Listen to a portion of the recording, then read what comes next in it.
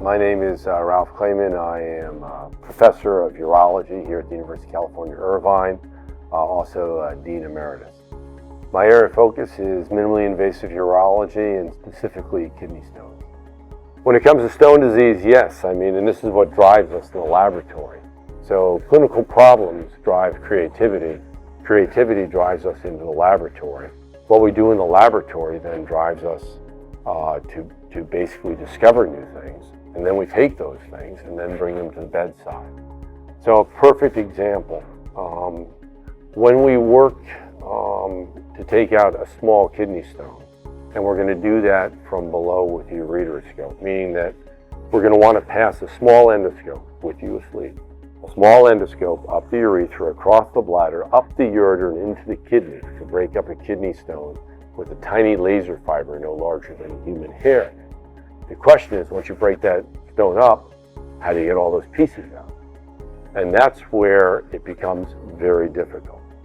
So there's a thing called a ureteral access sheath. So you can actually pass this sheath up the ureter, take out the inner portion of it, and now you can pass your scope all the way up through this sheath that protects the ureter. You can basket stones and you can pull them through the sheath. It greatly facilitates the procedure and makes it, to some extent, safer for the patient.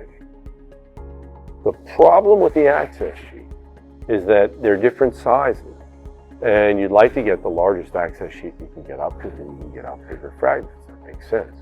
But if you push too hard on that access sheath, it will split the ureter.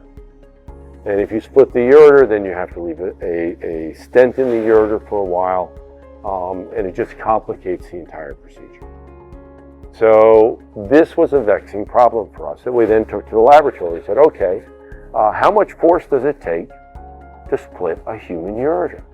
Well, nobody knows. So we went to the lab, and in an animal model, we started passing up different access sheaths, but we worked with the School of Engineering here with Mike Klopfer there and developed a force sensor. So you could put this on the back end of the sheath, and now you know exactly how much force you're putting on the sheath. And it reads out in newtons, and it went out to a handheld unit, and you could actually see the pressure going up. And we learned in the animals that roughly 6 newtons of force, and it was safe. And anything above that, you ran the risk of splitting the ureter. We then took that clinically and did an IRB-approved clinical study in 200 patients. And we found out that, in point of fact, if you stayed at 5 to 6 newtons, you would never split a ureter. Tremendously valuable information. And we're now developing, hopefully with the company, to incorporate that into the access sheath. So with that, you can safely feel comfortable putting up a 16 access sheath, which is the largest they make. But if you get up and you see that pressure, you downsize it to a 14 or downsize it to a 12. By the same token, we don't know how big an access sheath some ureters would accept. And that's another study we're looking at right now, because some might take an 18 or a 20. But when it starts to get that large, you then eliminate the need for putting a hole in someone's back and into their kidney to access a large kidney stone. So this is another area of ongoing research for us. By the same token, if that sheath goes up with very little pressure, 3 newtons, do you need to leave a stent behind when you're done? The answer may well be no, but that's another thing that we're doing. So these are very translational studies. We're working on new devices for removing the stones. We're working on new types of lasers. So the thulium laser is a new laser that may truly dust the stone out. And we're one of the few places in the country that has one of those in our laboratory, and we're actively studying.